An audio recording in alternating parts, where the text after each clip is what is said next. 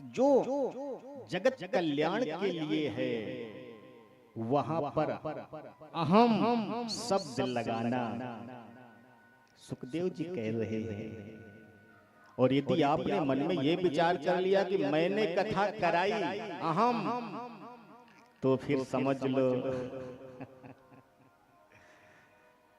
अहम अहम ही करते रहोगे ठाकुर जी, तो फिर मिलने वाले नहीं। क्योंकि कभी भी एक व्यक्ति के सहयोग से कोई कार्य नहीं हो सकता, कि सबका सहयोग है। कोई तन से कर रहा, कोई मन से कर रहा, कोई धन से कर रहा। और इतना सब कुछ करने के बाद भी अगर जो यहाँ श्रोता न बैठे हो तो क्या आनंद आएगा। आज के समय में किसी के पास समय नहीं है। जबकि देखा जाए समय ने किसी को नहीं पकड़ रखा है, सबने समय को पकड़ना चाहा। जीवन निकल जाता है कमाते कमाते, कितने धनवान हो गए आप।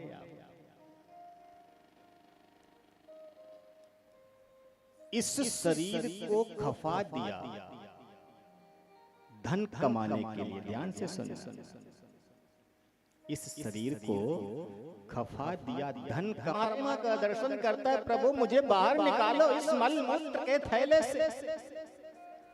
भगवान के से मुकर जाता है, नहीं नहीं इस बार तो बिल्कुल नहीं मुकरूंगा। क्या करूं? मैं आपको कैसे विश्वास दिलाऊं?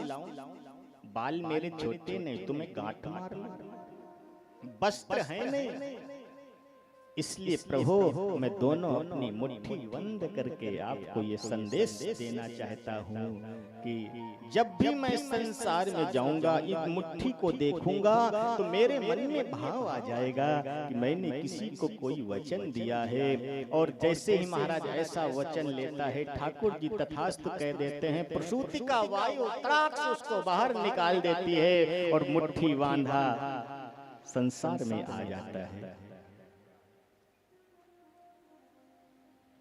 मुट्ठी जग में हाथ पसारे जाएगा। आप लोगों ने यदि ध्यान दिया होगा तो जब बालक जन्म लेता है तो दोनों मुट्ठी बंद होती हैं, और जब उसकी मृत्यु होती है तो क्या किया जाता है? उसके खुले हाथ पीछे बांध दिए जाते हैं, कुछ नहीं किया। विस्तार इसका आगे आएगा। कपिल देवहूति संवाद में बड़ा सुंदर यहाँ पर वर्णन है जीव का। इसलिए महाराज क्या लिखा, बोले श्री कृष्णाय वयम नमः। हम सब ठाकुर जी को प्रणाम करते हैं। प्यारे, जब कोई किसी को प्रणाम करता है ना, तो उसको आशीर्वाद मिलता है। भले वो अपने मुख से ना दे, लेकिन अंतरात्मा में बैठा हुआ परमात्मा उसको जरूर आशीर्वाद दे देता है। आशीर्वाद में कितने शब्द हैं, ये चर्चा किसी और दिन होगी। बड़ा आनंद आएगा।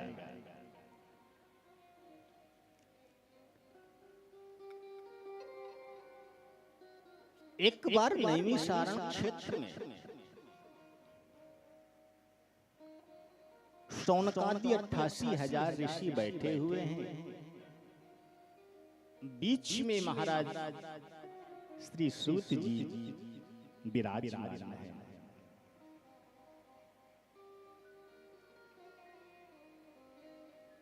और कैसे हैं? कथा अमृत रसस्वाद कुशलः शौनको। वो सब कैसे हैं? बोले ठाकुर जी की कथा को सुनने के लिए बड़े ही आतुर रहते हैं। कहीं भी कथा हो महाराज आनंद लेते हैं। यहाँ पर भी कई लोग बैठे हैं जो हमारे पास ठाकुर जी के मंदिर में आए और यही कहा कि जैसे हमने सुना भागवत कथा हो रही, और वो भी वृंदावन से श्री ठाकुर जी महाराज पधारे हैं, अपने आप को रोक नहीं पाया।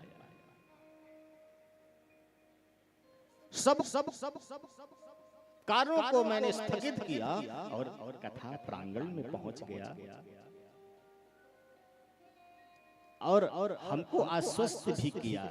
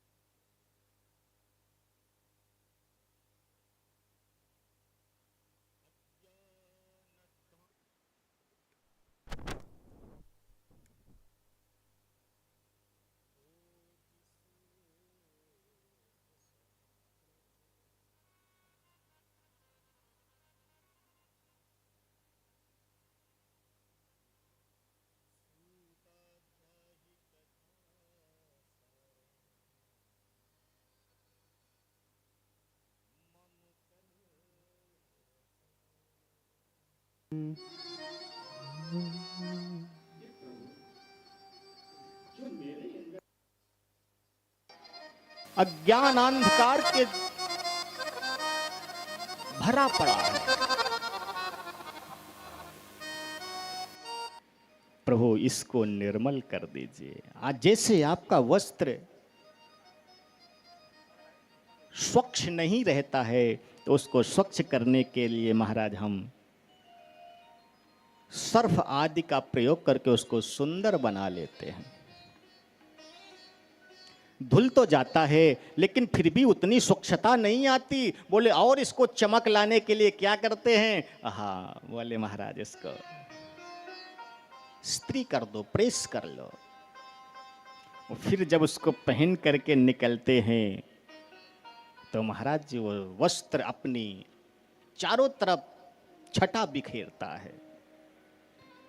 प्रभु, ऐसा ही हमारा मन मलिन हो रहा है। आप के अंदर जो ये एक नहीं, दो नहीं, कोटि सूर्य, करोड़ों सूर्य के समान जो प्रकाशित हो रहा ज्ञान है ना, उस ज्ञान को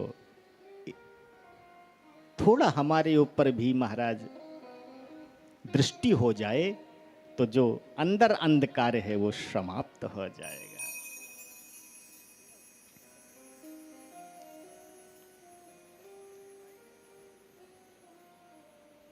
क्योंकि ये जो भगवान की माया है ना, बड़ी बलवती है। ये किसी को नहीं छोड़ती।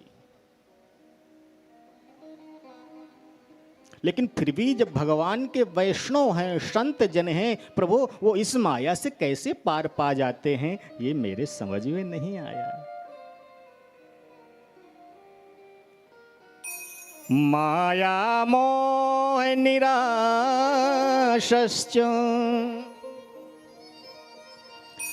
वैष्णवै क्रियते कथं। प्रभु कैसे पार होते हैं? और इतना ही नहीं, आप जो हमको ज्ञान प्रदान करेंगे वो कैसा हो?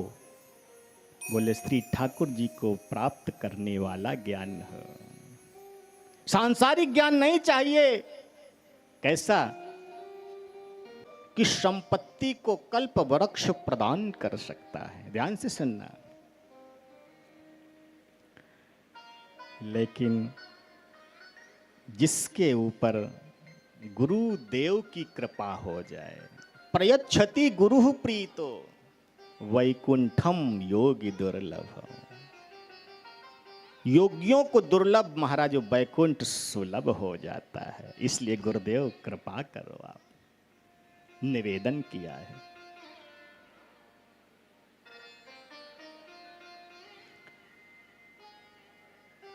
अब कहना तो नहीं चाहिए, लेकिन बात आई है तो जरूर मन में आ रहा कहने का। कल रात्रि का समय था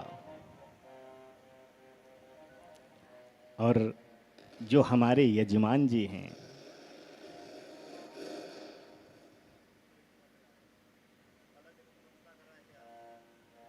रात्रि के समय में जब बैठे, मीटिंग हुई, जो चीज कमी लगी उसको बोला, तो उन्होंने एक ही शब्द बोला, प्रभु हम क्या हैं। बहुत सुंदर बात उन्होंने बोली थी,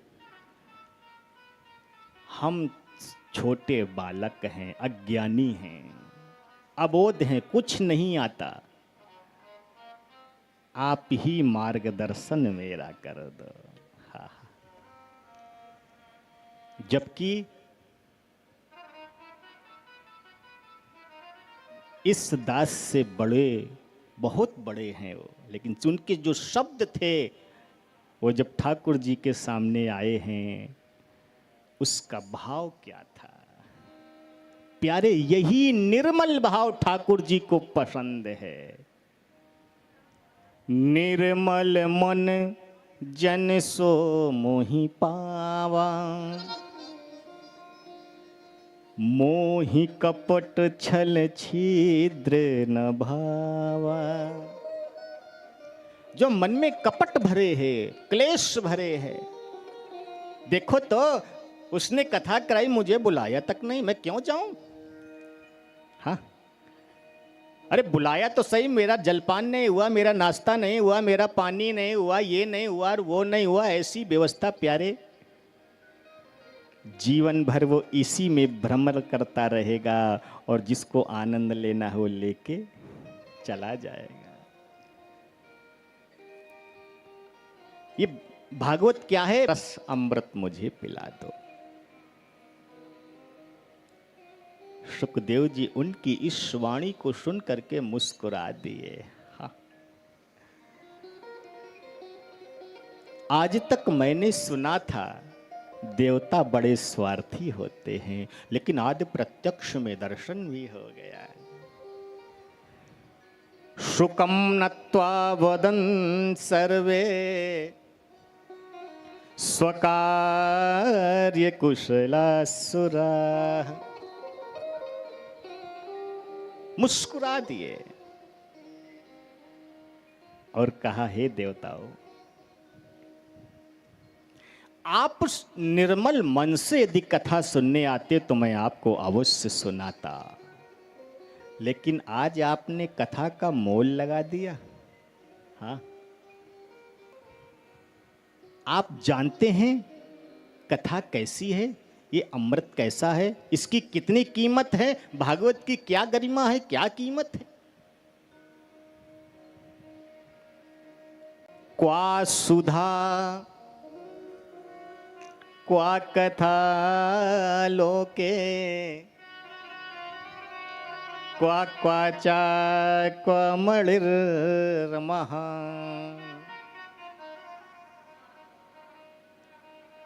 कांच और मणि की जैसे समानता नहीं हो सकती, वैसे ही अमृत और भागवतामृत की तुलना नहीं हो सकती है।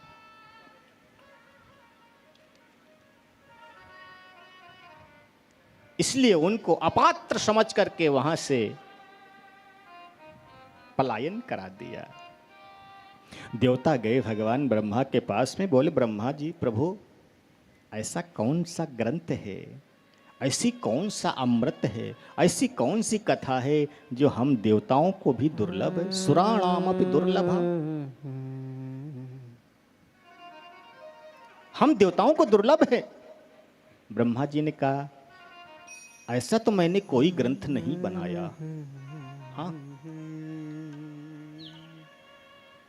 4 वेद 6 शास्त्र में ऐसा कोई ग्रंथ नहीं है जो देवताओं के लिए दुर्लभ है। ये मैंने नहीं बनाया। फिर बोले इसका परिणाम देखो क्या है। साथ में जिस समय ठाकुर जी का विमान आया है और राजा परीक्षित की मुक्ति को देखा, ब्रह्मा जी को महाराज आश्चर्य हो गया। पुरा धातापि विस्मृता, ब्रह्मा जी विस्मृत हो गए और उन्होंने क्या लगाया? अपना दिमाग लगाया। कहां पर? बोले इसकी परख करनी चाहिए कि ये है क्या। उन्होंने महाराज सत्यलोक में तराजू को लगा दिया। एक पल्ले में महाराज श्रीमद् भागवत महापुराण को रखा, दूसरे पल्ले में महाराज समस्त सदग्रंथों के रखा। रखते ही महाराज पहला जिसमें भागवत पुराण था वो आज इस मृत्यु लोक में आ गया और अन्य ग्रंथ सब ब्रह्मलोक को चले गए। बोल श्रीमद् भागवत महापुराण की जय। सत्यलोके तुलां बद्ध्वा तोलयत् साधनान्युजः। इतनी भागवत की महिमा है।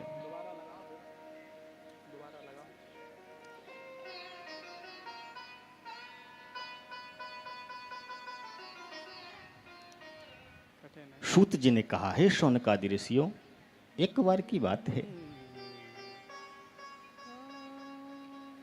शौनक सनंदन सनातन सनत कुमार चारों विचरण करते हुए जा रहे हैं।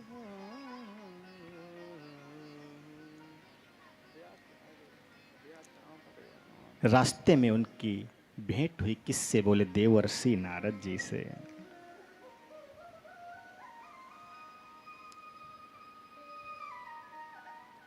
एकदा हि विशालाया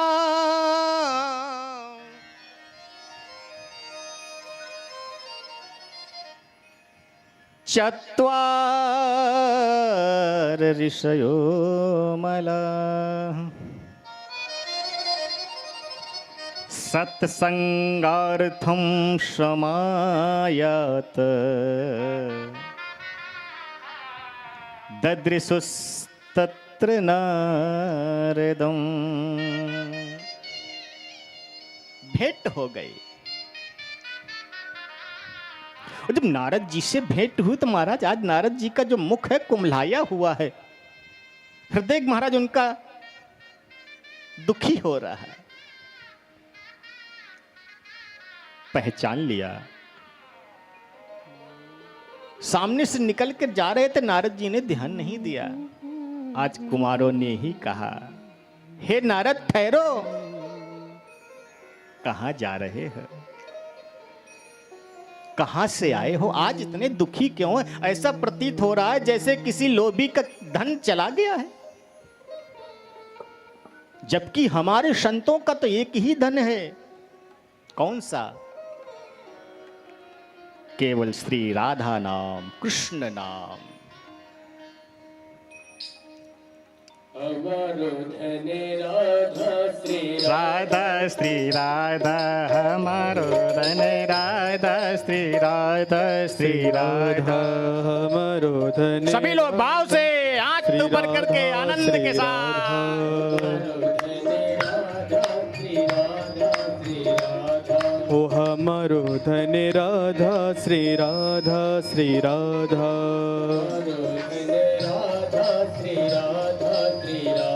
ओ हमारो धन राधा श्री राधा श्री राधा, हमारो धन राधा राधा राधा राधा राधा, हमारो धन राधा राधा राधा राधा राधा, हमारो धन राधा श्री राधा श्री राधा, हमारो धन राधा श्री राधा श्री राधा।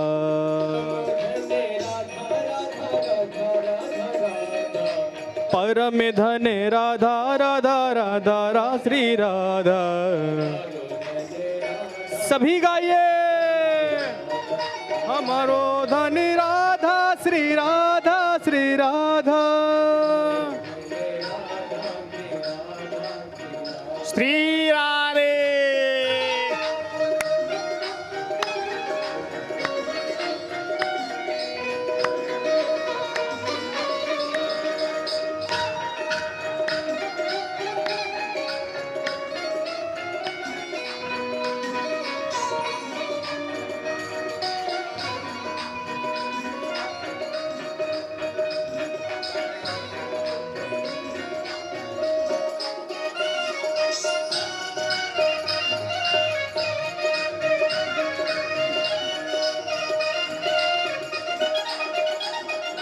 हाँ, संतों की प्यारी राधा राधा राधा राधा राधा, संतों की प्यारी राधा राधा राधा राधा राधा, संतों की प्यारी राधा राधा राधा राधा राधा, संतों की प्यारी राधा राधा राधा राधा राधा, ओ भक्तों की प्यारी राधा राधा राधा राधा राधा, राधा राधा। सभी भक्त हाथ उठाइए और कहेंगे हम सबकी प्यारी राधा श्री राधा श्री राधा, हम सबकी प्यारी राधा श्री, ओ हम सबकी प्यारी राधा श्री राधा श्री राधा, श्री राधे श्री राधे।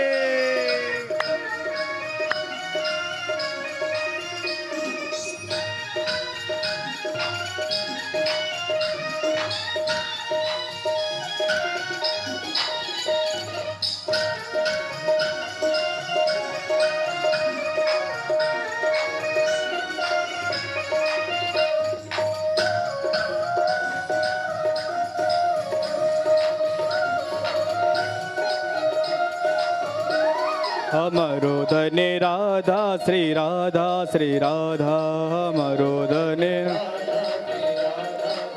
ओ हमारो धने राधा राधा राधा राधा राधा, हमारो धने हाँ, हमारो धने राधा राधा राधा राधा राधा, हमारो धने सभी मिलके गाइए परम धने राधा श्री राधा श्री राधा परम, ओ हमारो धने राधा श्री राधा श्री राधा, ओ हमारो धने राधा श्री राधा श्री राधा, हमारो धने राधा श्री राधा श्री राधा, हमारो धने राधा श्री राधा श्री, जय जय श्री राधे, जय जय श्री राधे, जय जय श्री राधे।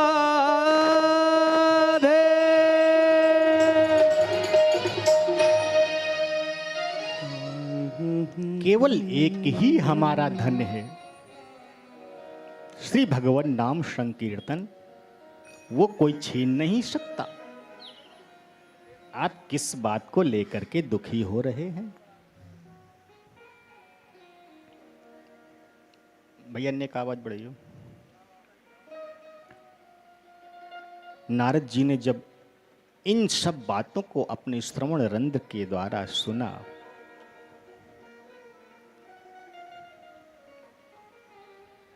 उनको आत्मबल प्राप्त हुआ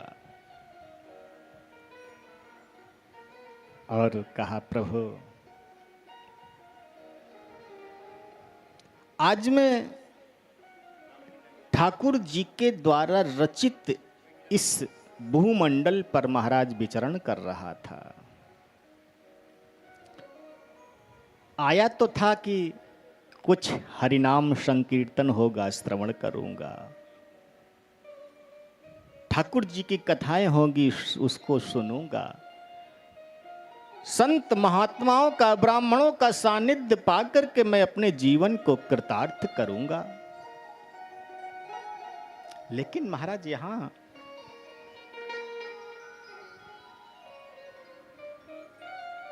सब विपरीत हो गया है। कोई भी अपने कर्म पे तो रुका ही नहीं। हाँ, बस केवल एक ही उनका लक्ष्य है।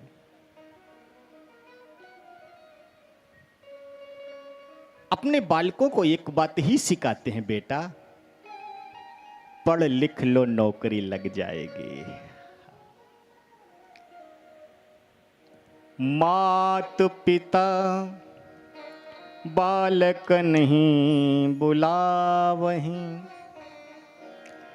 उदर भरहीं सो धर्म सिखावहीं। एक ही बस ज्ञान देते हैं। कभी भगवान की कथा सुनने के लिए प्रेरित नहीं कहते, भगवान का भजन करने के लिए प्रेरित नहीं करते।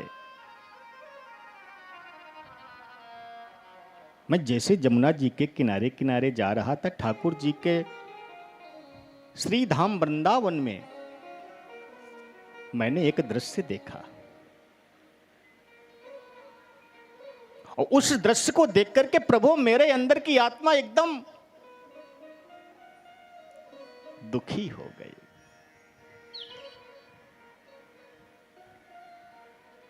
क्या देखा?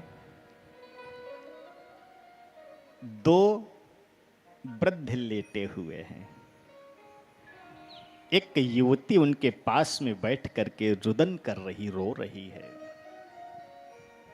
बहुत सी सखियां उस युवती की सेवा में लगी हुई हैं।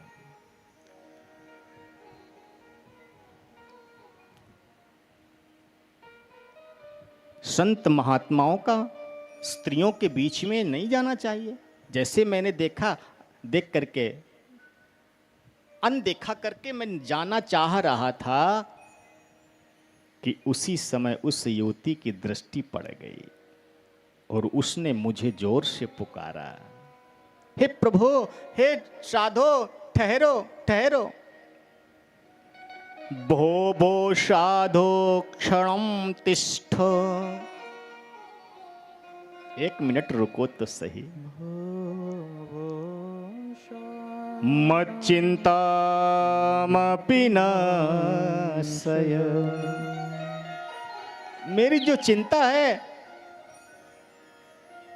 हो सकता है आपके दर्शन मात्र से उसका विनाश हो जाए, समाप्त हो जाए, क्योंकि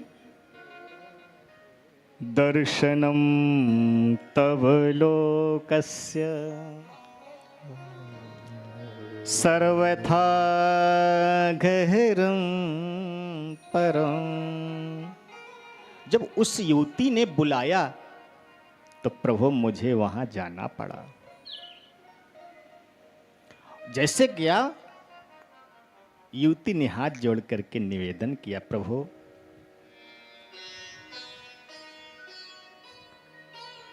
मेरा नाम भक्ति है,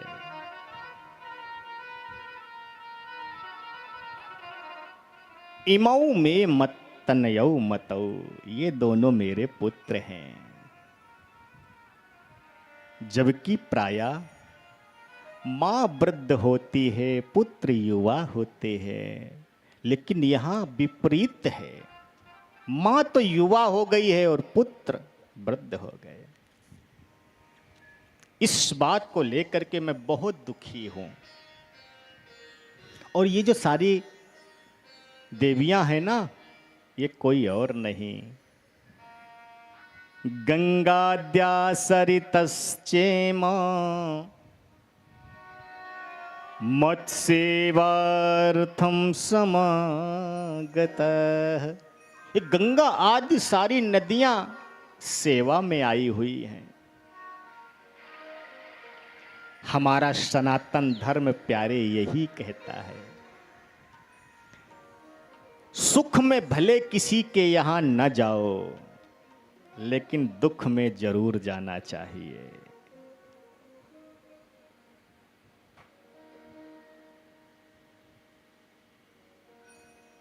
इसलिए जितनी भी नदियां हैं, सब आज हमारे दुख में सम्मिलित हुई हैं।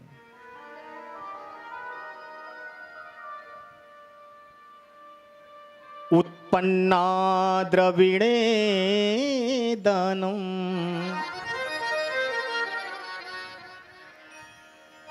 वृद्धिम कर्णाटके गता।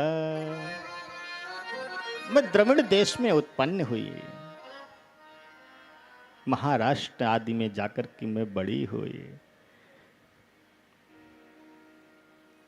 कुछ आगे चल कर के मैं जीर्ण हो गई, वृद्धावस्था ने मुझे घेर लिया। लेकिन जैसे मैं इस वृंदावन में आई हूं, मैं नवीन हो गई हूं, लेकिन मेरे दोनों बालक वृद्ध हो गए। नारद जी ने कहा, देवी ये वृंदावन धन्य है जहां पर साक्षात श्री भक्ति महारानी नृत्य करते हैं। हाँ, आप लोगों में से प्रायः वृंदावन आए होंगे, और नहीं हैं आए हैं तो कभी आइए हमारे वृंदावन। हाँ, आनंद बरसता है। अभी कल ही एक सज्जन कानपुर से वृंदावन गए। कल था ग्रहण, दोपहर को पहुंचे। जाकर के ठाकुर श्री बांके बिहारी का जी का तो दर्शन हो गया, उसके बाद में सारे पट दोपहर के बाद में बंद हो गए। अब तो जहां जाते हैं सब जगह मंदिर बंद। हमारे पास फोन आया, बोले महाराज आपके वृंदावन में मुझे कुछ समझ में नहीं आया। हमने क्यों, क्या हो गया? बोले मैं जहां जा रहा हूं वहां कुछ दिख ही नहीं रहा। हमने कहा प्यारे, ये हमारे वृंदावन का दोष नहीं, ये दोष आपके नेत्रों का है। आप जो वैभव देखने गए हो वो ठाकुर जी ने आपको नहीं दिखाया। आप अपने अंतरात्मा से देखो तो ठाकुर जी यहीं प्रकट हो जाएंगे। हाँ।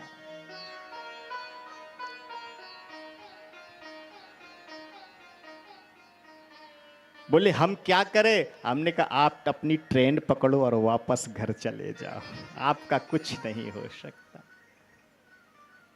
वृंदावन में जाकर के भी यदि मन को शांति ना मिले, वृंदावन के नाम लेने मात्र से मन में एक आनंद की अनुभूति होती है प्यारे, तो जाने से रहने से तो एक अलग ही अनुभूति होती है।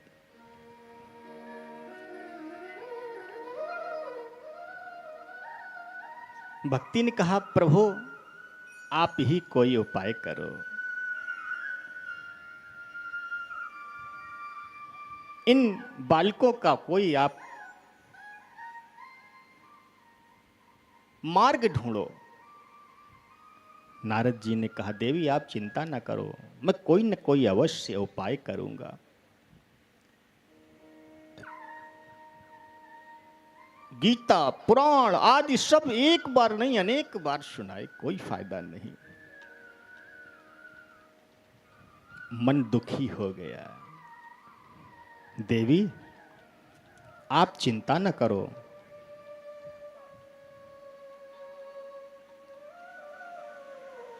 ये कलयुग का प्रभाव है। इस कलयुग में जो जितना धर्म कर्म करना चाहता है उतना ही उसको परेशान लोग करते हैं। हाँ, और आप जितना ही अधर्म करोगे उतना ही आगे बढ़ते। ये कलयुग का प्रभाव। तो बोले जब कलयुग ऐसा दुष्ट है, खराब है, तो इसको भगवान ने बनाया क्यों? और फिर मैंने सुना है परीक्षित जी के पास में आया था, तो परीक्षित जी तो शक्तिशाली थे, इसको मार क्यों नहीं दिया? ऐसे दुष्ट को क्यों रखा? बोले देवी कलयुग में मानता हूं कि एक नहीं अनेक बुराइयां हैं, लेकिन एक उसमें अच्छाई है। क्या? बोले जो आनंद कभी सतयुग द्वापर त्रेता में 1000 वर्ष की तपस्या से नहीं मिलता, वो आनंद, वो परमानंद केवल हरिनाम संकीर्तन से इस कलयुग में मिल जाता है। यत् फलम नास्ति तपसा न योगेन समाधिनः तत्फलं लभते सम्यक् कलौके सब कीर्तनात्। केवल ठाकुर जी का स्मरण करने मात्र से महाराज वो सब प्राप्त हो जाता है। और इसी बात को सुन करके महाराज परीक्षित जी ने इसको छोड़ दिया था।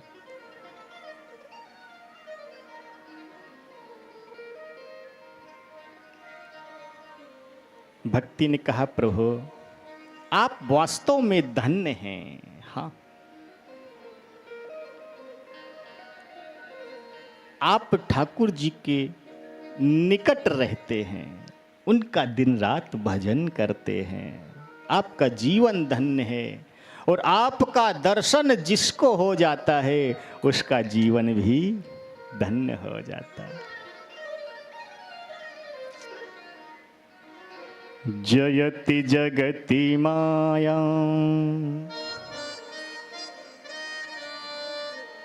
यस्य काया धवस्ते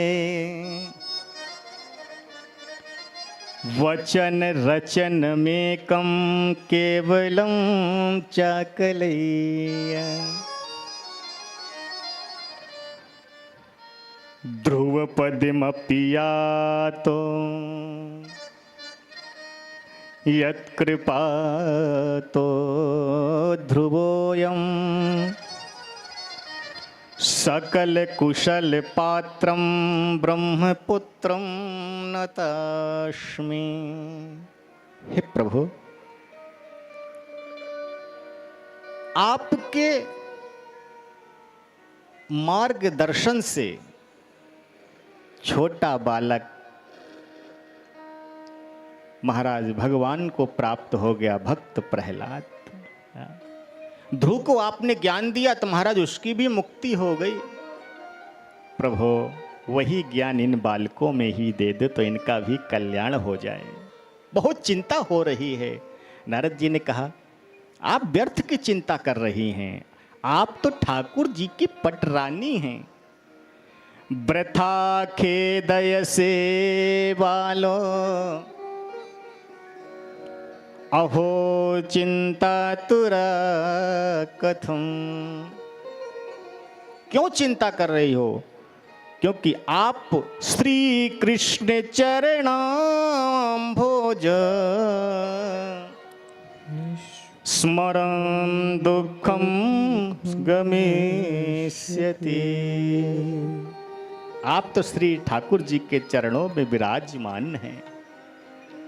महल बहुत सुंदर है, उसमें यदि भक्ति हो और भक्ति के साथ में ठाकुर जी का मंदिर हो तो प्यारे वो मंदिर घर नहीं रहता, वो स्वर्ग बन जाता है। इसलिए आज भक्ति ने महाराज जैसे कहा, नारद जी ने समझाया है, ओ ब्रज के नंदे लाला श्री राधा जो के सांवरिया सब दुख दूर हुए जब तेरा नाम लिया। ब्रज के नंदे लाला श्री राधा जो के सांवरिया सब दुख दूर हुए जब तेरा नाम लिया।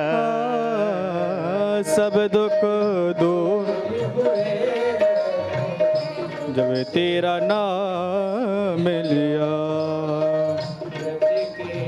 नंदिल श्री राधा जो के सांवरिया सब दुख दूर हुए जब तेरा नाम लिया हो, जब तेरा नाम लिया।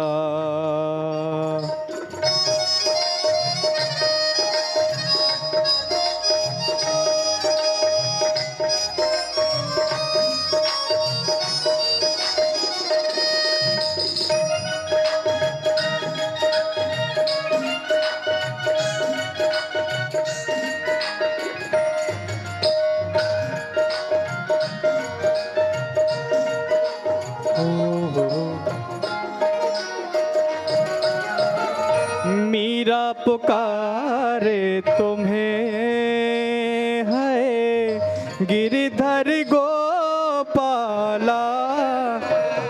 हाँ मेरा पुकारे तुम्हें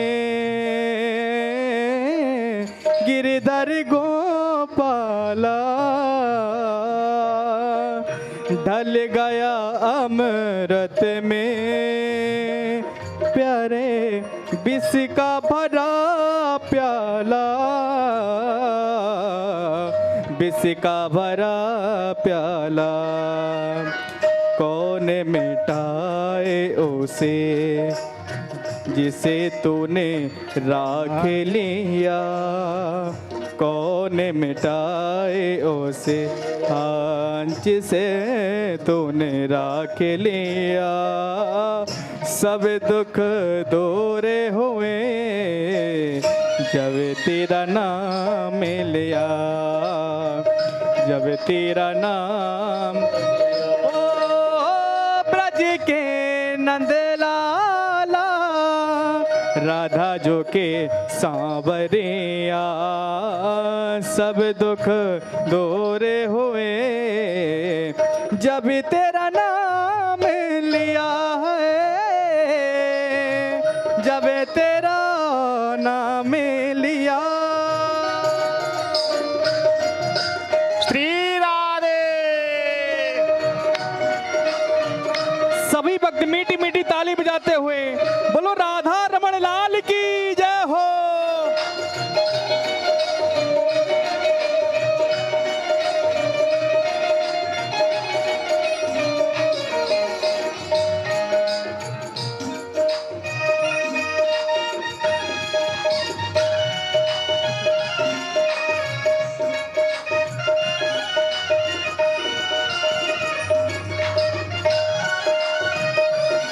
और हाँ जब तेरे गोकुल में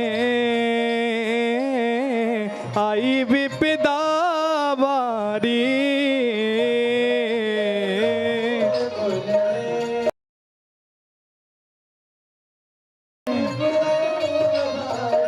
ओ एक सारे पे सारी विपदा टारी। एक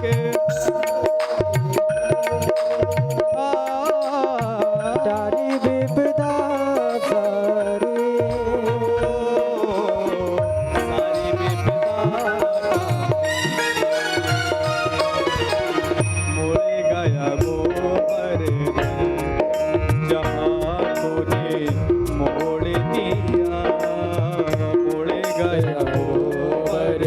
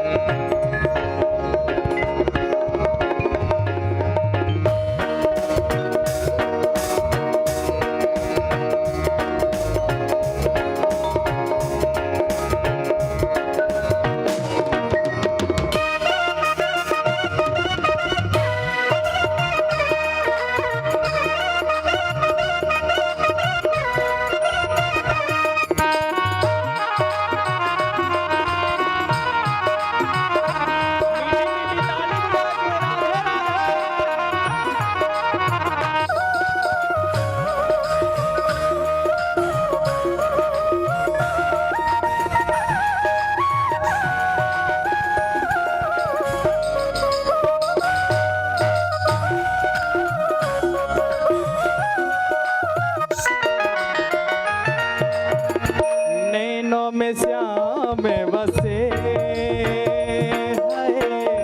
मन में बनवारी।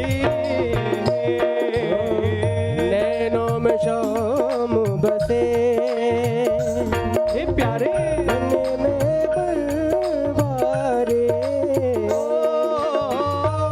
सुदेव से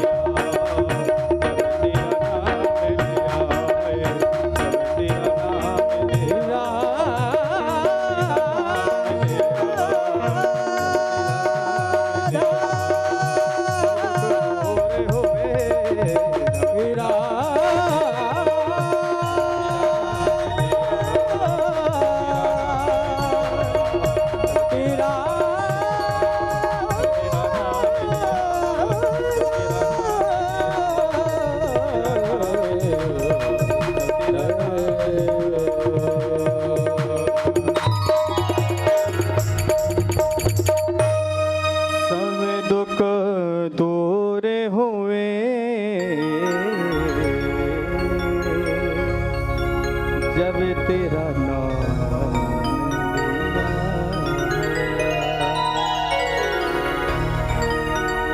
इसलिए हे देवी, आप निश्चिंत हो जाओ। ठाकुर जी की कृपा आपके ऊपर अवश्य होगी। ऐसा आश्वासन देके प्रभु मैं वहां से निकल गया। बस यही मेरे मन में चल रहा था कि अपने वचन की मैं रक्षा कैसे करूं। कुमारों ने कहा, बस इतनी सी बात? नारद जी, लगता है आप भक्ति के दुख में इतने बह गए कि आपको अपने आत्म का भी ज्ञान नहीं रहा।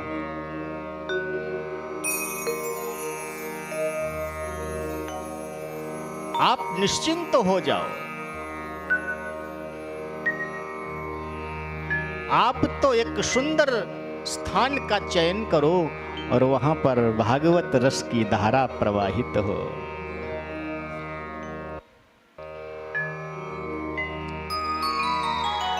अब क्या था कि महाराज चारों तरफ से संतों की मंडली आना प्रारंभ हो गई।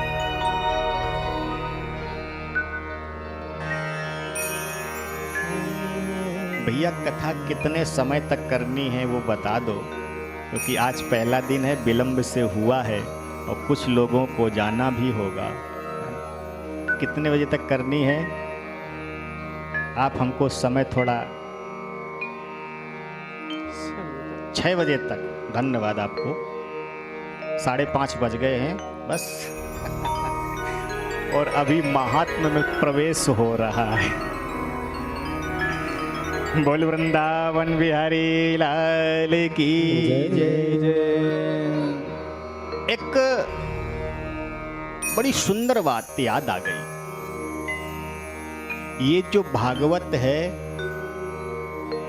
कितने श्लोकों में है? बोले 4। चतुश्लोकी भागवत। लेकिन व्यास जी ने अपने ज्ञान के प्रभाव से इसको महाराज इतना विस्तार दे दिया कि 4 श्लोकों से 18,000 श्लोक बना दिए। और उस 18,000 श्लोक को सुखदेव जी ने परीक्षित जी को 7 दिन 7 रात अहरनिश सुनाया। तब जाकर के ये भागवत। और आप घंटे 2 घंटे में पूरी भागवत सुनना चाहो, ये असंभव है। लेकिन फिर भी ठाकुर जी की जैसी जितनी इच्छा है तो आप लोगों को मिलेगी।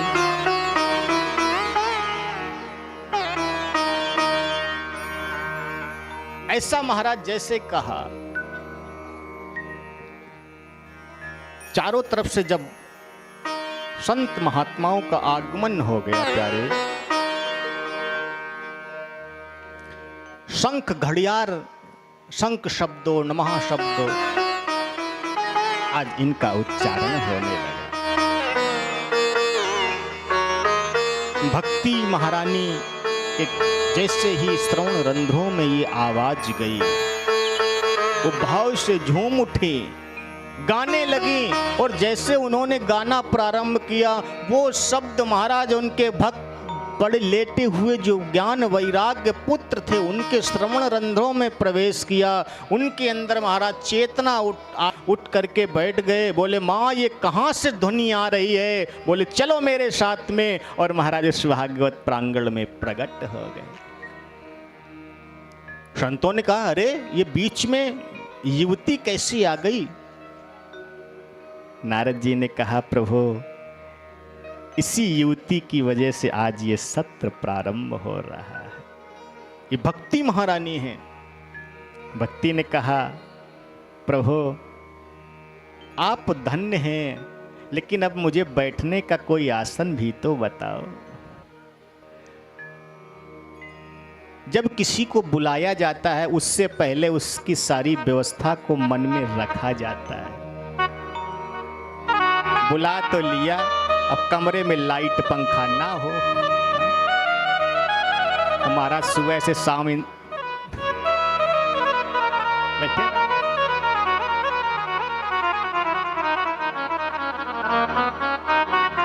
लेकिन भक्ति महारानी कहती महाराज अब मैं आ गई हूं तो मुझे बैठने का आसन तो बताओ। संतों ने कहा आप किसी आसन पर नहीं, पद्मासन, वज्रासन, कुशासन किसी पर नहीं बैठेंगी। तो बोले फिर मैं बैठूंगी कहाँ? बोले आप जितने भी यहाँ बैठे हैं ना, सबके जाकर के हृदयासन पर विराजमान हो जाओ। बोल भक्ति महारानी की जय। इसलिए जो भी भागवत प्रांगण में बैठ जाता है उसके कहीं न कहीं भक्ति जरूर आकर के अंकुरित हो जाती है।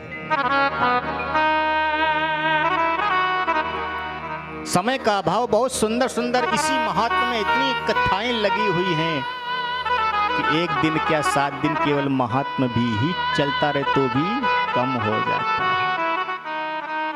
एक से एक कथा महाराज जुड़ी चली जा रही है।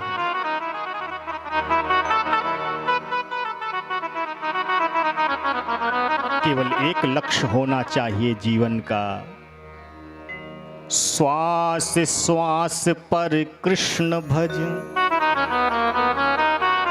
वृथा श्वास जन खो।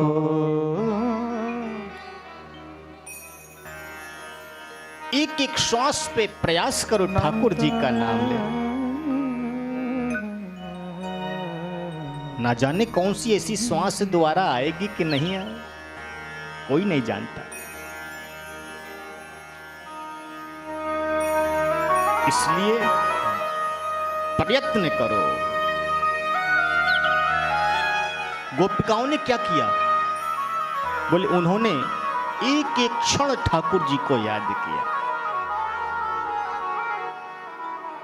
सोते जागते उठते बैठते कृष्ण को उनने पुकारा।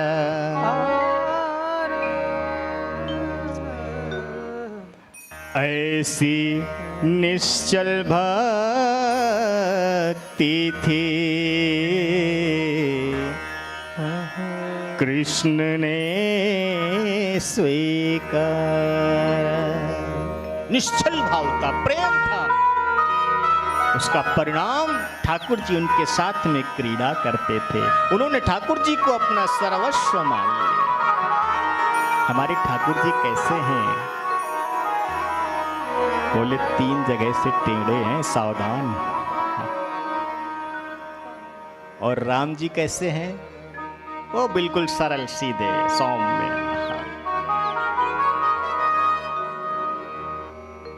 जो जितने सरल होगा, सरलता से हृदय में उतर जाएगा, वो उतनी ही सरलता से निकल भी जाता है। लेकिन जो जितनी कठिनाई से काम होता है प्यारे, उसका कुछ आनंद ही अलग होता है। ठाकुर जी एक तो किसी भक्त के हृदय में जाते नहीं, और यदि कहीं चले गए तो 3 जगह से टेढ़े हैं। जैसे हमारा मंच भी आज 3 जगह से टेढ़ा है। हम बड़े हिसाब से बैठे हैं, कहीं पता लगे राधे राधे हो।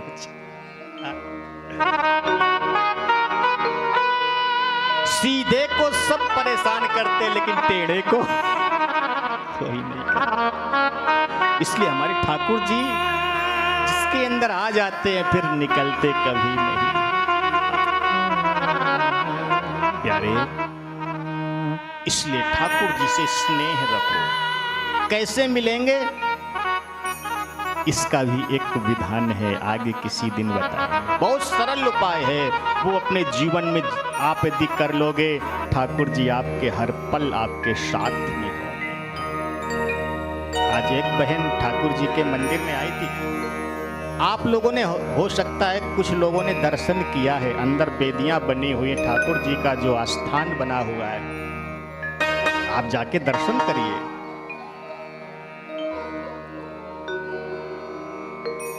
और एक बार जो वहां जाकर के दर्शन करता है प्यारे, वो एक क्षण के लिए तो भूल जाता है कि हम आ कहाँ गए। हमारे पुरोहित जी बैठे हैं, कल जब वो आकर के दर्शन किया था, आहा, इनके मुख से जो श्लोकों की झड़ी लगी है उसको सुन करके तो हमारा भी हृदय गदगद हो गया। ये वो नहीं बोल रहे, वो अंदर की आत्मा एकदम भक्तिमय हो गई ठाकुर जी को देख करके, जो उनके मुख से धारा प्रवाह ठाकुर जी का नाम निकलना प्रारंभ हो गया।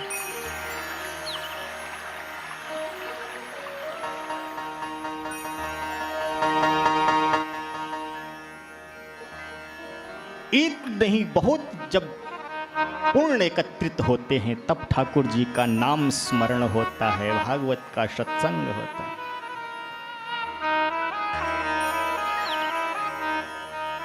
हृदयासन पर विराजमान हो गई भक्ति महारानी, कथा सत्र प्रारंभ हो गया। उसी बीच में संकीर्तन चलने लगा। संकीर्तन चलते चलते ठाकुर जी वहां उपस्थित हो गए, शंख चक्र गदा पद्म लेकर के। सबने ठाकुर जी का दर्शन किया, आनंद विभोर हो गए।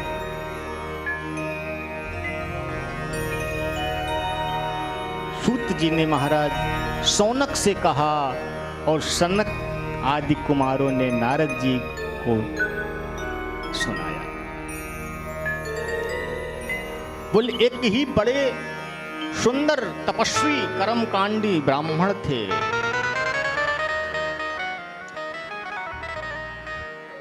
जो नित्य भागवत का पाठ किया करते थे, परम भागवत थे।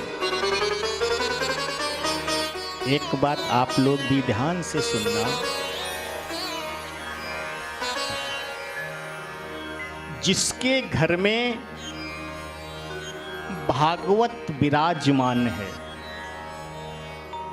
वो घर घर नहीं मंदिर रहता है। और दूसरी उससे ज्यादा सावधान, आपके मन में मंदिर का भाव कब जागृत होगा? जब आपका खान पान ठीक होगा।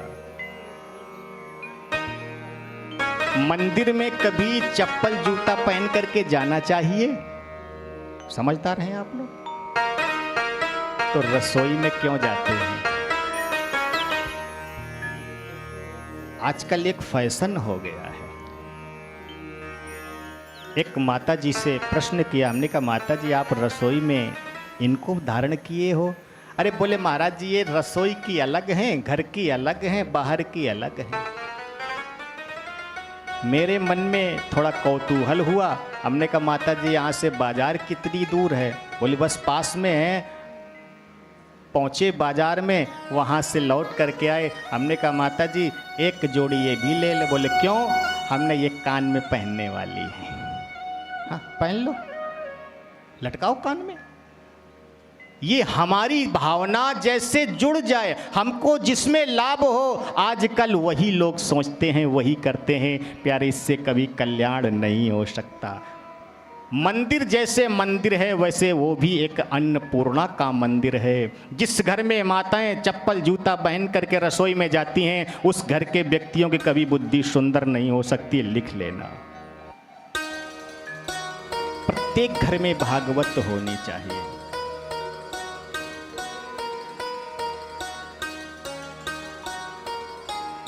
आप श्रवण नहीं कर सकते हो, घर में रखो। एक श्लोक, आधा श्लोक गा सकते हो तो गायन करो। ये भी नहीं कर सकते हो, बहुत सूक्ष्म में बता रहा हूँ क्योंकि समय थोड़ा, अभी गोकर्ण प्रसंग भी लेना है। बहुत सुंदर प्रसंग यहाँ पर, भागवत जी को क्यों रखना चाहिए, कैसे क्या, बहुत सुंदर यहाँ पर व्याख्यान है। महाराज जी ने बोला हुआ था कि ज़्यादा से ज़्यादा, अब समय क्या करें, जैसी ठाकुर जी की इच्छा। श्लोकार्धम श्लोक पादम व नित्यम भागवतोद्भवम। ये भी नहीं कर सकते हो तो इस भागवत की नित्य उठ करके सुबह धूप दीप आरती पूजा करो, उसी से भी कल्याण हो जाएगा। किसी से कहो तो क्या जवाब आता है? बोले महाराज जी समय नहीं है। हम ऑफिस में 8 घंटे का समय देते हैं, क्यों? बोले महाराज वो हमको पारितोषिक देते हैं, दक्षिणा देते हैं, सैलरी देते हैं। लेकिन जो भगवान ने हमको जीवन दिया है उसके ऊपर भरोसा ही नहीं है। इतना मेरी तरफ से ठाकुर जी के लिए है। क्यों? इसका भाव है कि जिसने अपना जीवन ठाकुर जी के लिए न्यौछावर कर दिया, उसके लिए ठाकुर जी कहीं न कहीं से व्यवस्था, कोई संतान नहीं है।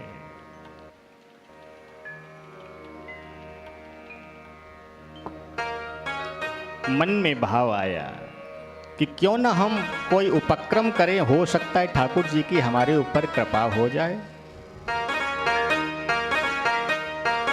उन्होंने अनेक महाराज यज्ञ अनुष्ठान पूजा तप सब किया, लेकिन फिर भी उससे उनको फल की प्राप्ति नहीं हुई। एक दिन दुखी होकर के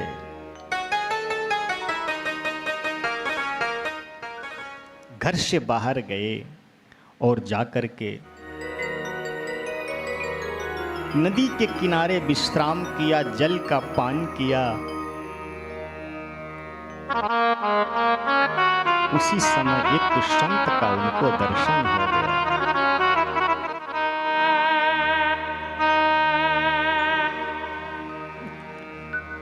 जैसे संत ने देखा, उनके मुखारविंद को देखा, मुखमंडल को देखा, पहचान गए।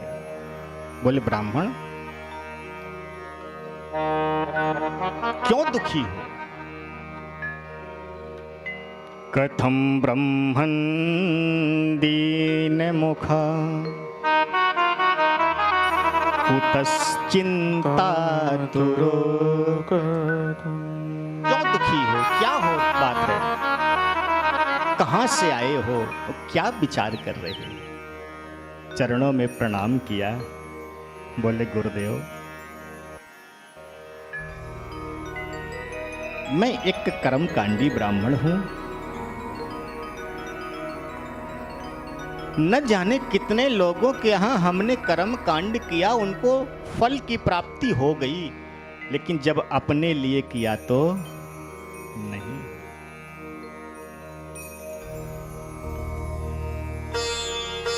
संत ने उनके जैसे भविष्य का दर्शन किया। हे ब्राह्मण, आप एक जन्म के लिए इतना दुखी हो रहे हो, आपके 7 जन्मों तक कोई संतान नहीं। अब तो महाराज वो और दुखी हो गए। जो दुख था वो कई गुना बढ़ गया, क्योंकि आशा ही परमम सुखम नैराश्यम परमम दुखम। ये जीवन आशामय है। किसी के यहां दुख है, मन में आशा है आज नहीं तो कल दूर हो जाएगा, आज नहीं तो कल हो जाएगा। लेकिन अगर कोई कह दे कि जीवन में कभी नहीं होगा, तो उसके मनस्थिति क्या होगी प्यारे, वो कोई नहीं समझ सकता।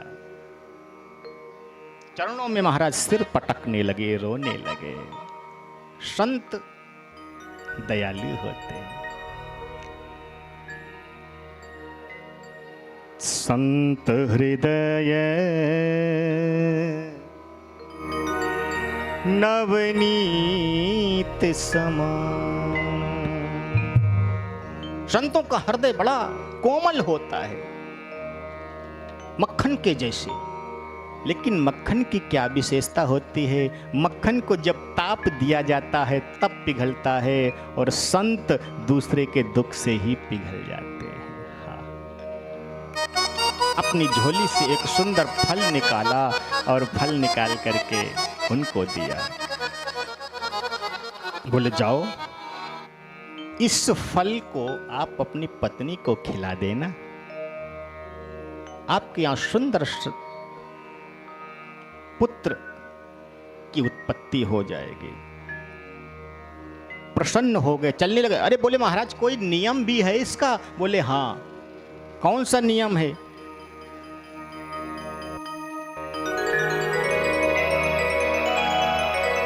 एक समय भोजन करना, पवित्रता के साथ में रहना, पृथ्वी पर शयन करना, अधिक से अधिक भगवान का भजन करना, झूठ नहीं बोलना, किसी जीव को न सताना। जब अनेक आज महाराज उन्होंने कहा, हाथ जोड़ के खड़े हो गए, बोले प्रभु हमारी पत्नी के विषय में शायद आप अभी जानते नहीं हैं, धुंधली है। हाँ। जितने आपने नियम बताए हैं वो ठीक उसके विपरीत वो काम करती है। बोले प्रभु मैं ब्राह्मण हूं, जब कभी पूजा पाठ होती है तो धर्म पत्नी को बिठाया जाता है। पूजा में पत्नी को दाहिने क्यों बिठाया जाता है? इसका भी कारण है, समय आएगा तो आगे बताएंगे। अन्य कामों में बाएं रखते हैं। तो महाराज और जब बिठाते हैं तो उसके बाद भी ग्रंथि वंदन करते हैं। वो ग्रंथि वंदन क्यों किया जाता है? इसका भी कारण है, और छोटा मोटा नहीं, बहुत बड़ा कारण है। तो प्रभु मैं उस कारण को जानता हूं, इसलिए अगर जो वो नहीं कर पा रही है तो क्या मैं उसके बदले नियम कर सकता हूं? बोले हाँ, ग्रंथि वंदन का कारण यही है कि यदि किसी कारणवश पत्नी पूजा में नहीं बैठ पा रही है या पति नहीं बैठ पा रहा है तो उसके स्थान पर उसका वस्त्र, अंग वस्त्र रख करके महाराज पूजा को सफल किया जाता है। संत ने आशीर्वाद दे दिया, बोले कर सकते। दौड़ करके आए हैं, अपनी पत्नी से कहा देवी देवी इस फल को खा लो, इससे हमारे यहाँ संतति की प्राप्ति हो जाएगी। महाराज उस देवी के मन में बड़ा कौतूहल हो गया। मन में विचार करने लगे, आज तक मैंने तो सुना नहीं कि फल खाने से संतान की प्राप्ति होती। प्यारे, व्यक्ति के जीवन में संग बहुत जरूरी है। जैसा आपका संग रहेगा वैसा ही आपके ऊपर रंग चढ़ेगा। एक तो वैसे ही वो अपने मन में शंका लेकर के बैठी थी कि महाराज उसका सहपाठी और आ गई देवी। उसने कहा बिल्कुल कभी नहीं, मैंने आज तक जीवन में नहीं सुना। और यदि आपको शंका है तो इस फल को आप अपने यहाँ जो गाय है उसको खिला दो, समझ में आ जाएगा। तो देवी फिर मैं क्या करूंगी? बोले करना क्या है, मेरे यहाँ जो संतान है होगी मैं आपको दे दूंगी, मुझे कुछ धन दे देना। ये कलयुग के लक्षण है। लोग अपने संतानों का भी क्रय विक्रय करना प्रारंभ कर दिया। हाँ, कुछ लोग निर्धन करते हैं आवश्यकता के अनुसार, और जो धनवान होते हैं करते वो भी हैं, लेकिन उनका थोड़ा तरीका अलग है। वो कैसा है? बोले बेटे की शादी में 50 लाख तो बनता ही बनता है। वो उच्च कोटि के हो गए ना, पढ़े लिखे हैं, अपने ज्ञान का प्रभाव दिखा रहे हैं। जो बेटी 50 लाख लेके आएगी वो आपकी सेवा करेगी। इसका मतलब आपसे ज्यादा वो बड़े घर से आ रही है, और बड़े घर का जो होता है उसको प्रणाम किया जाता, कभी छोटे को किया जाता है। फिर क्यों रोते हो? बहू हमारी सेवा नहीं करती। अरे अब सेवा कौन करता है? बोले छोटे बड़ों की करते हैं। छोटे से लाओ तो बड़े की सेवा करेगी, जो बड़े को लाओगे तो छोटे की सेवा कैसे कर सकती है?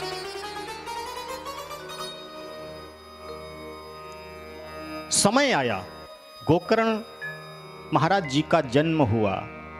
इधर उसके यहाँ एक पुत्र और प्रकट हुआ जिसका नाम धुंधकारी रखा गया।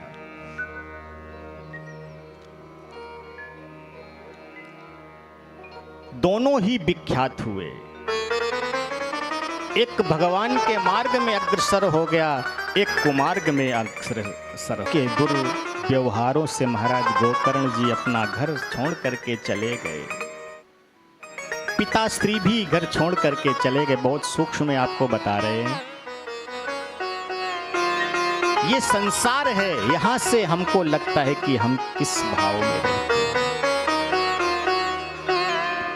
माता भी उसके दुख से दुखी होकर के कुएं में कूद करके जान दे दी। उस दिन भी गोकर्ण जी रो रहे थे और आज भी रो रहे हैं। उस दिन भी नदी के पास पहुंचे, संत का दर्शन हुआ और आज भी नदी के पास पहुंचे, आज भी संत का दर्शन हुआ। प्यारे, जिसके जीवन में संत ब्राह्मण आ जाते हैं उसका कल्याण निश्चित हो जाता है। आगे प्रसंग आएगा जड़ भरत जी का। रहुगण के भार को जब उन्होंने अपने सिर पे कंधे पर धारण कर लिया है तो महाराज आज उसको संसार से विरक्त कर दिया। हाँ। तो संत ब्राह्मण जिस घर में आ जाते हैं उस घर का कल्याण हो जाता है, और जिसके जीवन में आ जाते हैं उसके जीवन का कल्याण हो जाता है।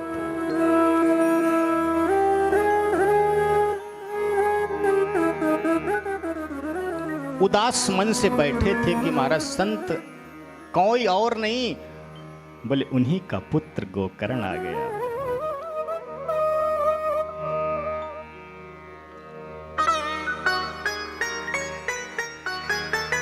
जैसे महाराज आए, देखा, अरे पिताश्री प्रणाम किया, पुत्र कहाँ चले गए?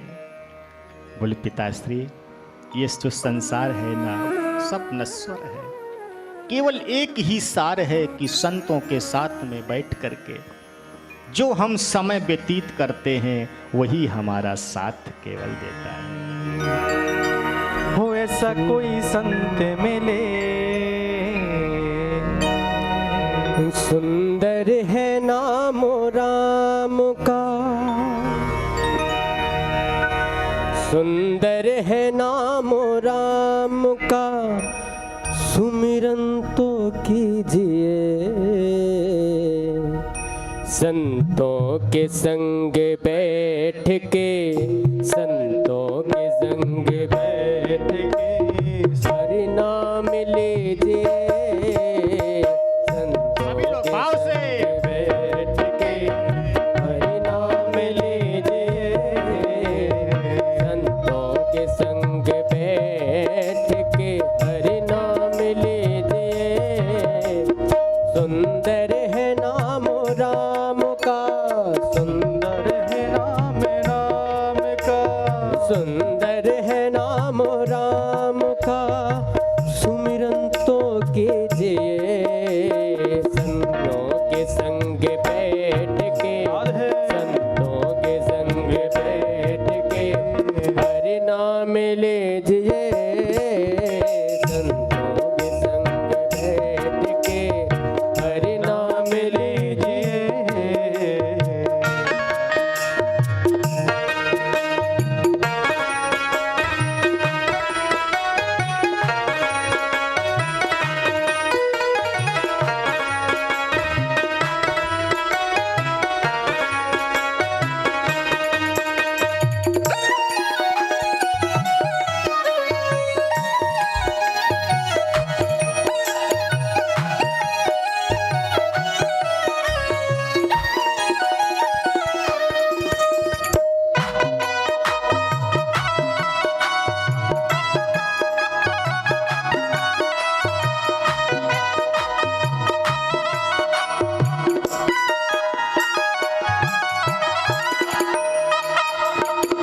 आना नहीं है बार बार, आना नहीं है बार बार इस जग के बीच में, आना नहीं है बार बार इस जग के बीच में, आना नहीं है बार बार इस जग के बीच में, आना नहीं है बार बार इस जग के बीच में।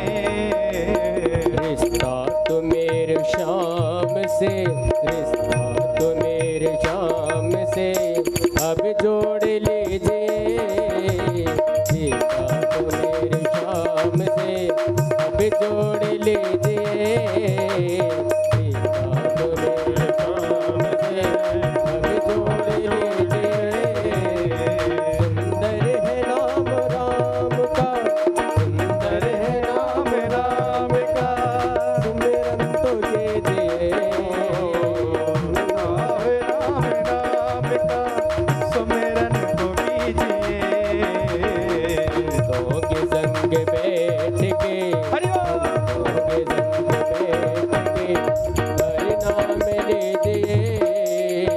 तो के संग बैठ के हरि नाम लीजिए, तो के संग बैठ के हरि नाम लीजिए, तो के संग बैठ के हरि नाम लीजिए, हरि नाम लीजिए, हरि नाम लीजिए।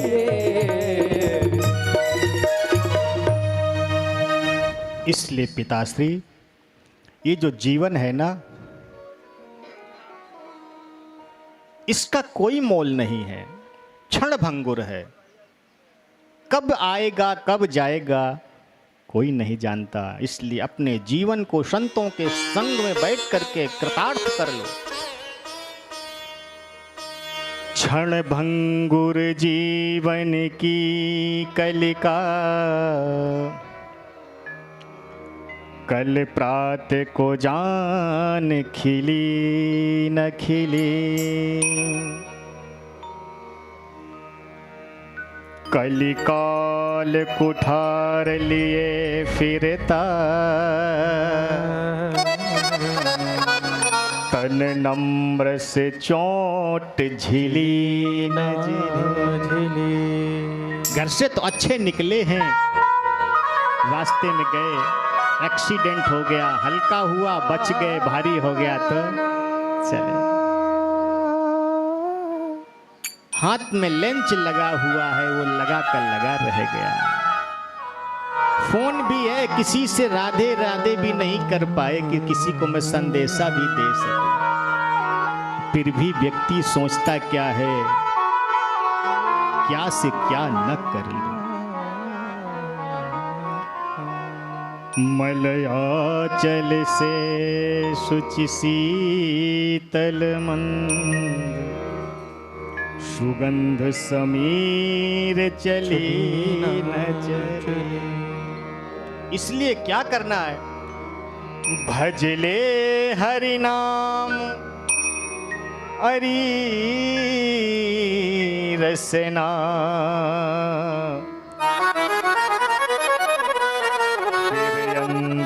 समय हिले नहिले, अंत समय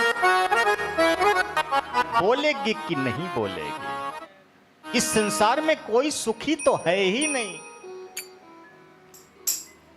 चाहे राजा हो रंक हो, कोई सुखी नहीं है। दीन कहे धनवान सुखी, धनवान कहे जग भर। हमारी भावना है जो गरीब होता है कि भाई धनवान बड़े सुखी हैं, धनवान के भाव है कि जो राजा है वो सुखी है। जब राजा के पास पहुंचे तो वहां भी कुछ नहीं दिखा। राजा क्या कहता है, कहे महाराजा सुखी। महाराजा कहे सुख इंद्र को भारी। जब इंद्र के पास पहुंचे तब क्या मिला? इंद्र भी दुखी है। हाँ। कोई मेरा आसन न ले ले। तपस्या करने कोई बैठता तो महाराज उसमें बाधा डालने पहुंच जाता है, दुखी हो जाता है। इंद्र कहे चतुरानन को सुख। ब्रह्मा सुखी। और जब ब्रह्मा के पास पहुंचे तो ब्रह्मा कहते मैं बहुत ज्यादा दुखी हूं, मैं दिन रात दुख में ही समय व्यतीत करता हूं। क्यों? बोले इस धरातल पे आपने अपने अधिकार से युक्त कार्य को नहीं करोगे तो कोई कुछ कहने वाला नहीं है, लेकिन जो ठाकुर जी का नियम है उसको जो नहीं मानता है प्यारे, वहां कोई सोर्स सिफारिश नहीं चलती। ब्रह्मा कहे सुख विष्णु को भार।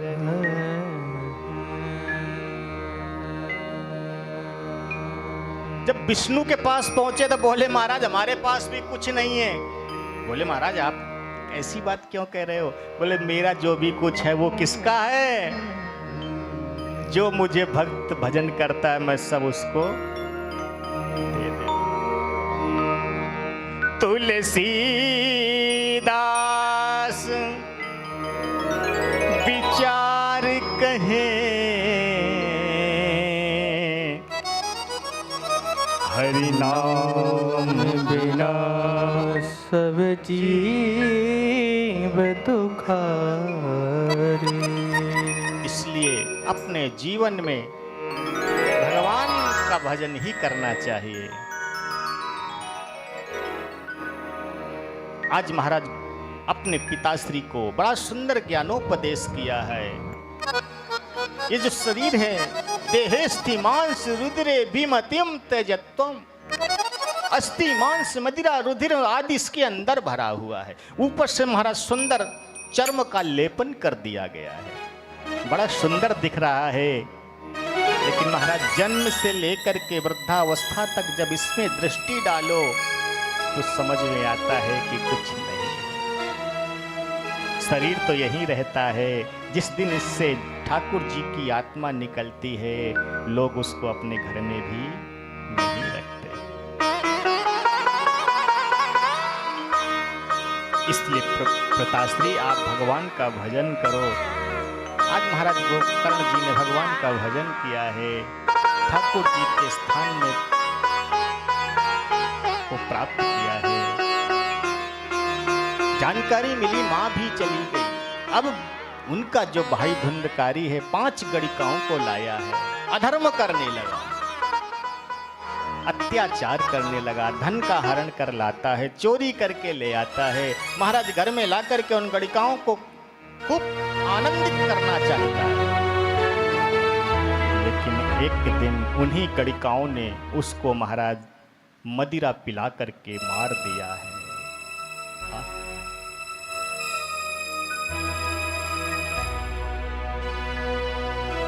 उसी घर में महाराज एक गड्ढा खोद के उसको गाड़ के उस पर से लेपन कर दिया है। स्वयं वहां से जाने लगी। लोगों ने पूछा आप कहाँ जा रहे हैं और धुंधकारी कहाँ है? बोले वो कुछ दिन के लिए परदेश गए हैं धन कमाने। जो धन था वो सब लेकर के वहां से पलायन कर गई। आज महाराज ये भयंकर प्रेत योनि को चला गया क्योंकि ब्राह्मण था। गोकर्ण जी ने गया जी में जाकर के श्राद्ध तर्पण आदि किया है। श्राद्ध तर्पण क्यों करना चाहिए? बोले अपने पितरों की मुक्ति के लिए।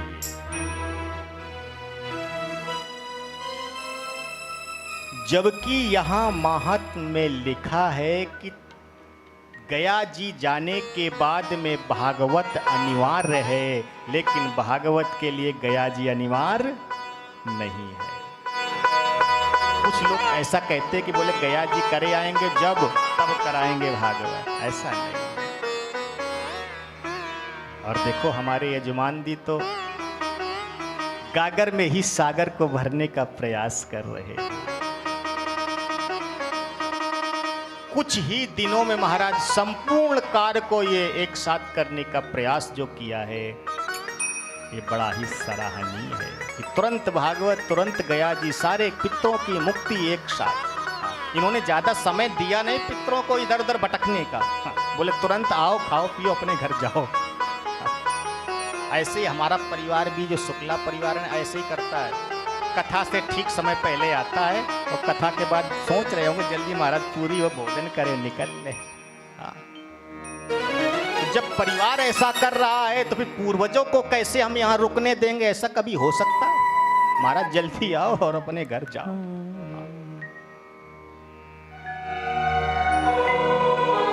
श्राद्ध किया, लौट करके आए हैं अपने गृह में, थोड़ा स्थान साफ किया, रात्रि में विश्राम किया। वो महाराज धुंधकारी प्रेतात्मा बन करके उनके पास में आ गया है।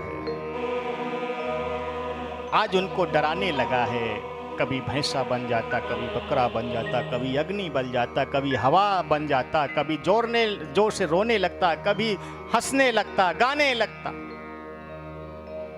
गोकर्ण, महाराज गोकर्ण थे, तपस्वी थे, जल लिया, छोड़ दिया, उसके अंदर वाक शक्ति आ गई, जोर से बोल पड़ा है, भैया अहम भ्राता तुदीयोस्मि, हम आपके भाई। कौन? धुंधकारी? बोले हाँ, धुंधकारी नामतः। आपकी मुक्ति नहीं हुई? मैंने तो गया जी में आपके लिए श्राद्ध तर्पण किया। बोले भैया मैं इतना अधम था, इतने पाप किए थे कि एक नहीं, गया श्राद्ध सते नापि मुक्तिर्मे न भविष्यति। एक नहीं 100 गया जी भी करो ते फिर भी मेरी मुक्ति नहीं होगी, इसलिए मेरे मुक्ति का कोई उपाय करो। बोले आप निश्चिंत हो जाओ, ये आपका भाई अभी यहाँ बैठा है। प्रातःकाल सूर्य भगवान को अर्घ्य दे रहे थे। महाराज वो मन में उनके बात चलने लगे। सूर्य भगवान का स्तंभन कर दिया, रोक दिया है। तुभ्यम नमो जगत साक्षिन ब्रूहि में मुक्ति हेतुकम। याचना किया है कि मेरे भाई का मुक्ति का कोई कारण बताओ। सूर्य भगवान ने कहा, श्रीमद् भागवतान मुक्ति सप्ताहम वाचनम कुरु। आप श्रीमद् भागवत का गायन करो, इससे उसकी मुक्ति हो जाएगी। महाराज सुंदर मुहूर्त को देखा। देखिए कथा भी 2 प्रकार से होती है, एक सकाम और एक निष्काम। जो निष्काम होती हो तो कभी भी किसी समय की जा सकती है, मुहूर्त की जरूरत नहीं। लेकिन जो सकाम होती है उसमें मुहूर्त की आवश्यकता होती है। और यदि मुहूर्त नहीं देखा गया, ऐसा ही शुरू कर दिया जाता है, तो उसमें एक नहीं अनेक बाधाएं उपस्थित हो जाती हैं। कथा प्रारंभ हो गई। धुंधकारी दर दर देखने लगा, कहाँ बैठूं, क्योंकि जो कथा प्रांगण में बैठे हैं ना, उसके हृदय पे बैठने वाला तो उसके पास में शक्ति नहीं, उसके अंदर तो कोई और ही बैठा। कौन? बोले भक्ति। और जहां भक्ति होती वहां भगवान होते हैं, और जहां भगवान होते वहां प्रेत नहीं होते। उसको एक 7 गांठ का बांस दिखाई दिया, उसमें बैठ गया। एक दिन की कथा पूरी हुई। एक ग्रंथि, द्वितीय, तृतीय, चतुर्थ, 7 दिन में महाराज 7 ग्रंथि फट गई। ये 7 ग्रंथि क्या हैं? ये मनुष्य के अंदर जो 7 ग्रंथियां हैं उसी को महाराज दर्शाते हैं। अब यहाँ समय नहीं है, न एक एक ग्रंथि का बड़ा सुंदर वर्णन है।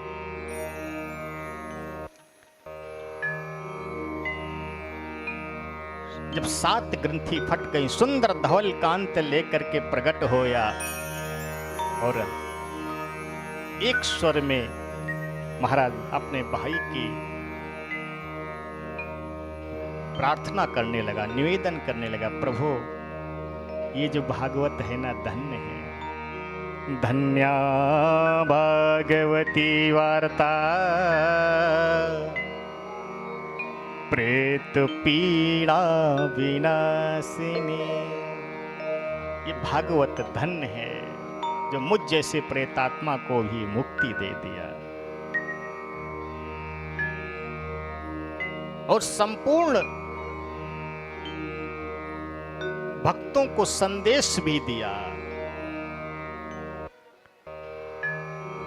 कि जितने भी लोग यहाँ हैं सभी ऐसा काम करो जो मुझ जैसे प्रेत बनने का समय ना। मैंने कभी भगवान का भजन नहीं किया, लोगों को सताया था, क्योंकि हम आज क्या करते हैं, बोले एक को ब्रह्म द्वितीयो नास्ति, एक ही संतान दूसरी, बोले एक बेटा एक बेटी। तो ये बताइए जिसका एक बेटा होगा उसका पास भाई कौन आएगा उसको मुक्त करने के लिए। इसलिए प्यारे अपने जीवन में ऐसे कर्म करो जो भाई की आवश्यकता नहीं पड़े। उसकी मुक्ति को देख करके महाराज सभी गोकर्ण से पूछे, बोले महाराज कथा तो हमने भी सुना था, इसकी मुक्ति हो गई, मेरी क्यों नहीं हो गई। गोकर्ण ने कहा देखो ये तो मुझे भी नहीं मालूम है, लेकिन ये जो पार्षद आए हैं इनसे मैं पूछ करके आपको बतलाता हूँ। पार्षदों ने जैसे सुना कहा देखो कथा तो सबने सुना है लेकिन सुनने में भेद हो गया। बैठे तो प्रांगण में है, मन हमारा कहाँ कहाँ चल रहा है।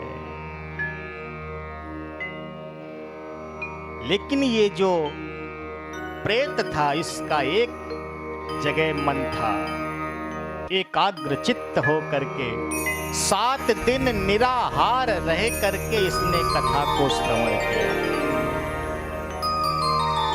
ये भागवत है ना, कल्प वृक्ष है प्यारे। इसको यदि जिस भाव से संकल्प लेकर के नियम पूर्वक यदि कर लिया जाए तो ऐसा आज तक कोई है नहीं कि उसको फल ना मिला, अवश्य मिलता है।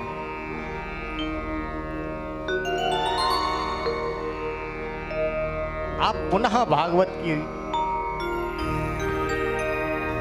गायन करें, अवश्य मुक्ति होगी। महाराज समय निकाल करके गायन किया है। अब तो संपूर्ण ग्रामवासियों ने एक मन से एकाग्र चित्त निराहार रह करके महाराज आज उस कथा को श्रवण किया है। आज तो जितने भक्त थे उतने ही भगवान ने विमान को प्रकट कर दिया है और स्वयं ठाकुर जी महाराज गोकर्ण जी के पास में आए हैं। बोले गोकर्ण जी आप भी चलो। बोले प्रभु हम चले? बोले हाँ, एक मेरा अवतार था श्री राम का, अपने साथ में अयोध्या वासियों को लेके गया था। एक आप हैं कि आपने भी अपने पूरे नगरवासियों को मुक्त कर दिया, इसलिए आप मेरे समान हैं, आप मेरे धाम में चलें। ठाकुर जी स्वयं उनको लेकर के आए। बोल भक्तवत्सल भगवान की। इसलिए जो भजन करेगा उसको अवश्य ठाकुर जी की प्राप्ति होती है। भजन श्याम सुंदर का जो करते रहोगे, जो करते रहोगे तो संसार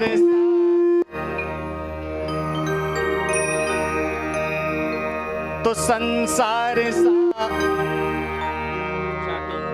संसार सागर से तरते रहोगे। श्याम सुंदर का जो करते रहोगे, करते रहोगे तो संसार सागर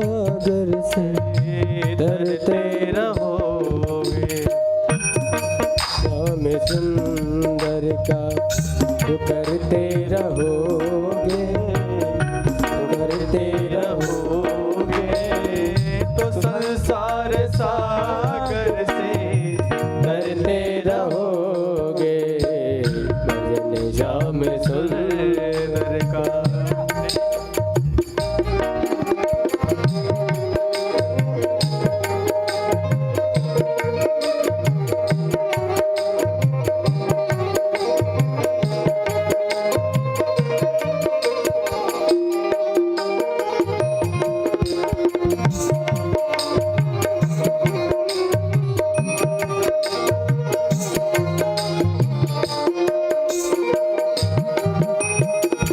कृपानाथ बेशक मिलेगी तुमको, कृपानाथ बेशक मिलेगी तुमको, कृपानाथ बेशक मिलेगी तुमको। लेकिन मिलेगी कैसे? जो सत्संग पथ से, जो सत्संग पथ से गुजरते रहोगे, गुजरते रहोगे, तो संसार सागर से तरते रहोगे। भजन श्याम सुंदर का जो करते रहोगे, तो संसार सागर से तरते रहोगे। तो संसार सागर से तरते रहोगे।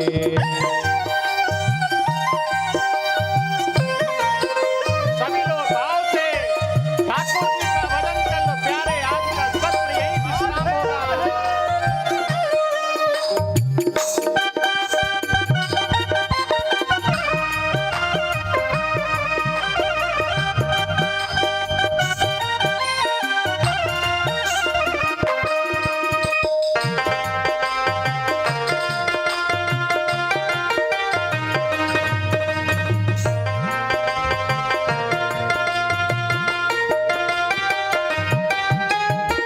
चढ़ोगे हृदय पर सभी के सदा तुम, चढ़ोगे हृदय पर सभी के सदा तुम।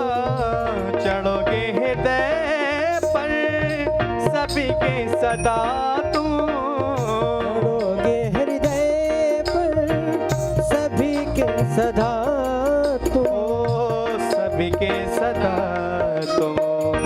अभिमान नाजो, अभिमान की रेते उतरते रहेंगे, अभिमान गिरते उतरते रहेंगे। प्यारे संसार सागर से तरते रहोगे, संसार सागर से तरते रहोगे।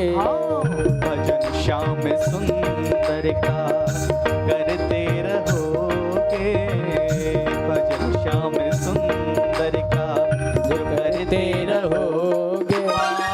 तो संसार सागर से तरते रहोगे, तो संसार सागर से तरते रहोगे। तो संसार सागर से तरते रहोगे, तो संसार सागर से तरते रहोगे। ऐसा महाराज ज्ञानोपदेश करके महाराज ठाकुर जी समस्त भक्तों को लेकर के अपने गोलोक धाम को चले गए। बोल भक्त वत्सल भगवान की जय। भागवत जी के नियम बतलाए हैं। जब आप सकाम से करें तो मुहूर्त देखें, निष्काम से करें तो समय के अनुसार करें। हो सके तो निराहार रहें, फलाहार रहें, एक समय भोजन करें, दोनों समय भोजन करें, लेकिन कथा में आपको आलस नहीं आए, इस तरीके से आपको रहना चाहिए। सुंदर एक आचार की खोज करें जो भागवत कथा के रस को कहे। ठाकुर जी से जिसको प्रेरणा मिले, ऐसा भगवत भक्त यदि कथावाचक हो तो महाराज भक्तों का कल्याण निश्चित हो जाता है। इसलिए वक्ता का चयन करना अहम हो जाता है। और बहुत से नियम हैं, उनका पालन करते हुए यदि इस भागवत पुराण को जो सुनता है उसका कल्याण हो जाता है। आइए इसी के साथ ये आज का सत्र विश्राम ले रहा है। पहला दिन है, समय और समय में भी हो जाता है। कल से समय 2 बजे से है, 5 बजे का है, 5:30 तक तो मान ही लो, और जैसा ठाकुर जी ने चाहा वैसा भी हो जाएगा। कल भोले बाबा का विवाह होगा।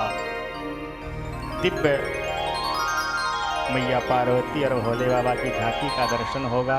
आप अधिक से अधिक संख्या में आएं और अपने जीवन को आनंदित करें। आइए 2 बार भगवान नाम संकीर्तन, आरती और प्रसाद लेकर के अपने स्थान की ओर प्रस्थान करेंगे। श्री कृष्ण गोविंद हरे मुरारे, हे नाथ नारायण वासुदेव। श्री कृष्ण गोविंद हरे मुरारे, हे नाथ नारायण वासुदेव। श्री कृष्ण गोविंद हरे मुरारे, हे नाथ नारायण वासुदेव। श्री कृष्ण गोविंद हरे मुरारे, सभी मिलकर गाएंगे। हाँ, हे नाथ नारायण वासुदेव, हे नाथ नारायण वासुदेव, हे नाथ नारायण वासुदेव, हे नाथ नारायण वासुदेव। श्री कृष्ण गोविंद हरे मुरारे, हे नाथ नारायण वासुदेव। श्री कृष्ण गोविंद हरे मुरारे, हे नाथ नारायण वासुदेव। श्री राधे। सभी भक्त मीठी मीठी ताली बजा करके श्री राधे।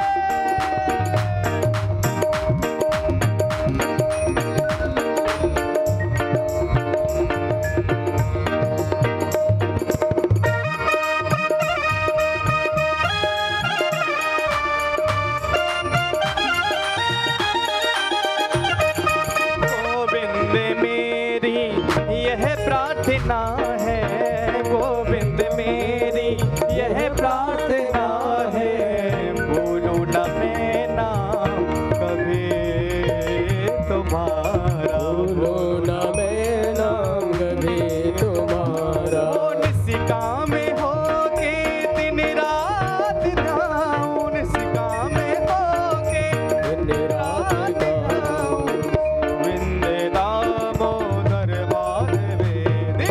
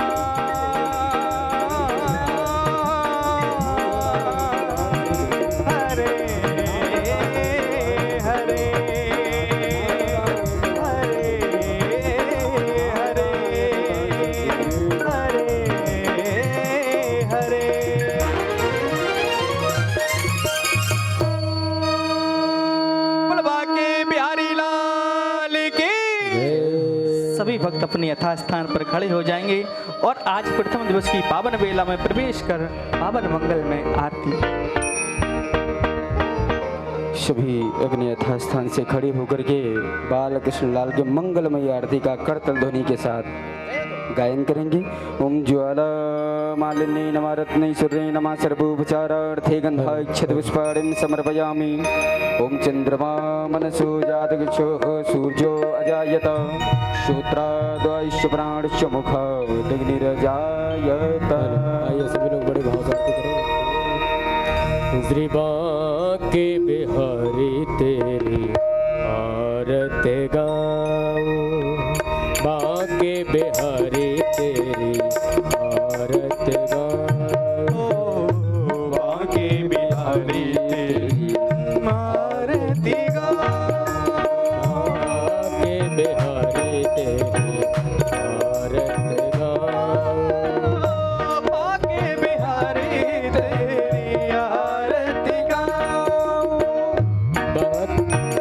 आरती गाऊं प्यारे आपको रिझाऊं, आरती गाऊं प्यारे आपको रिझाऊं, आरती गाऊं प्यारे आपको रिझाऊं, आरती गाऊं प्यारे आपको रिझाऊं। हे गिरधारी तेरी आरत गाऊं, गिरधारी तेरी आरती गाऊं, बांके बिहारी तेरी आरत गाऊं, बांके बिहारी तेरी आरती गाऊं। बोलो बांके बिहारी लाल की जय हो।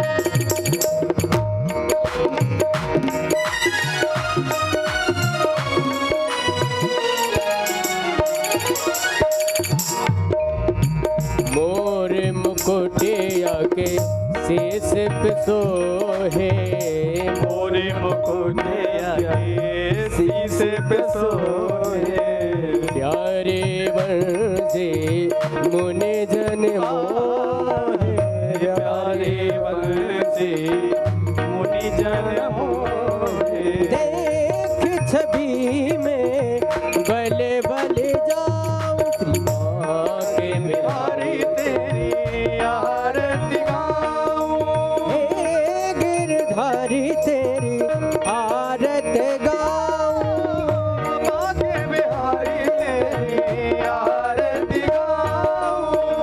चरणों से निकली है गंगा जी प्यारी,